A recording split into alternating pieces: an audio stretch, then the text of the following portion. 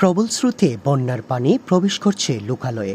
চোখের সামনে প্লাবিত হচ্ছে স্বপ্নের ঘরবাড়ি। স্রোতের সাথে ভেসে যাচ্ছে আসবাবপত্র। ক্ষতিগ্রস্ত হচ্ছেন প্লাবিত অঞ্চলের বসবাসকারীরা। জানমালের নিরাপত্তায় অনেকেই ছুটে চলছেন আশ্রয় কেন্দ্রে, অনেকেই আবার পানিবন্দী হয়ে নিজ ঘরেই অবস্থান করছেন ভিটে মাটির মায়ায়। তবে প্রশ্ন একটাই, এই দুর্ভোগের শেষ কোথায়? বন্যা আসে আবার চলে যায়, কিন্তু রেখে যায় তার ভয়ঙ্কর কিছু ক্ষতচিহ্ন। বলছিলাম মৌলভীবাজার জেলার রাজনগর উপজেলার কথা।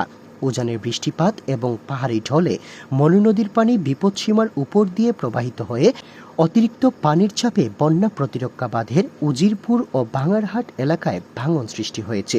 এতে করে বৃহস্পতিবার বিকেল থেকে লোকালয়ে পানি ঢুকতে শুরু করে। ফলে উপজেলার ট্যাংরা, কামারচাক, মনসুরনগর ও রাজনগর ইউনিয়ন সহ প্লাবিত হয়েছে বেশ কয়েকটি গ্রাম। পানিবন্দী হয়েছেন কয়েক হাজার মানুষ। এদিকে পানির তীব্র স্রোতে ভেসে গিয়ে আকুয়া গ্রামের আশরাফ আলী ওরফে আশই মিয়া নামে এক বৃদ্ধের মৃত্যু হয়েছে। বৃহস্পতিবার তিনি নিখোঁজ হওয়ার পর শুক্রবার সকালে তার ভাসমান মরদেহ উদ্ধার করা হয়। এটা কিন্তু আমরা অভ্যাস হয়ে গেছি বন্যায়, আসলে আমরা অভ্যাস হয়ে গেছি। আজকে প্রতি বছরে আমরা এই দুর্গতি। এই 1000 কোটি টাকা বরাদ্দ আসলো, তখন আওয়ামী সরকার গভর্নমেন্টও আসছিল। 1000 কোটি টাকা বরাদ্দ আসলো, কিন্তু আজকে এই বরাদ্দটা যদি আমাদের কাজে লাগতো, হয়তো আমরা আজকে এই বিভ্রান্ত হইতাম না। কোনো জিনিস বা করতাম পারছি না, আপনার কোনো রাস্তায় সব আমরা ঘুরতাম। ভাই আমরা তো গতকালকে দেখছি এই জায়গাটা শুকনো, বুঝছেন। এখন দেখেন সকাল থেকে অনেক গ্রাম, 4-5টা গ্রাম আছে পানি তলিয়ে গেছে।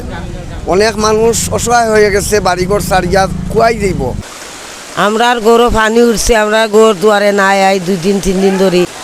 বইবার কোনো আশ্রয় নাই, যাইবারও কোনো আশ্রয় নাই, আমরা হয়ে যাইতাম।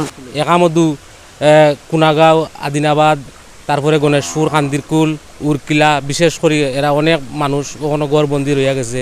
তারপরে খানিবনিও নাই, উন্দালো অনেক সময় তোমার আগুনটা পর্যন্ত করতে পারছে না। সকালের চাইতে এখন কম, আর নদীর পানিটাও অনেকটা শিথিল আছে, বাড়ছে না। এদিকে পরিস্থিতি মোকাবিলায় আশ্রয় কেন্দ্র খোলা, ত্রাণ বিতরণ এবং ক্ষতিগ্রস্ত এলাকার সার্বক্ষণিক পরিদর্শন করছেন স্থানীয় প্রশাসন। ক্ষতিগ্রস্ত মানুষদের সহায়তায় ইতিমধ্যে চাল, নগদ আর্থিক সহায়তা এবং শুকনো খাবার বরাদ্দ দেওয়া হয়েছে। জেলা প্রশাসক তৌহিদুজ্জামান পাবেল জানান, ক্ষতিগ্রস্তদের নিরাপদ আশ্রয়ে সরিয়ে নেওয়া হয়েছে এবং জরুরি ত্রাণ সহায়তা দেওয়া হচ্ছে। বন্যার পানি নেমে গেলে ক্ষতিগ্রস্ত বাঁধ দ্রুত মেরামতের উদ্যোগ নেওয়া হবে বলে জানান তিনি। তো তাৎক্ষণিকভাবে আমরা এখানে যারা ক্ষতিগ্রস্ত হয়েছে তাদেরকে বিভিন্ন আশ্রয় কেন্দ্র থেকে শুরু করে উঁচু জায়গায় তাদেরকে স্থানান্তর করা হয়েছে এবং তাদের সার্বিক সহযোগিতার জন্য তাৎক্ষণিকভাবে শুকনো খাবারের প্যাকেট, চাল এবং বিভিন্ন টাকা তাদেরকে প্রদান করা হচ্ছে এবং এই কার্যক্রমটা চলমান থাকবে যতদিন তারা এই পর্যায়ে থাকবে। পরবর্তীতে আমরা স্থায়ীভাবে কীভাবে এই বাঁধটা নির্মাণ করা যায় সেটা বা এটা সাস্টেনেবল একটা বাঁধ তৈরি করা যায় সে ব্যাপারে পানি উন্নয়ন বোর্ডের মাধ্যমে এটা সরকারকে অবহিত করব।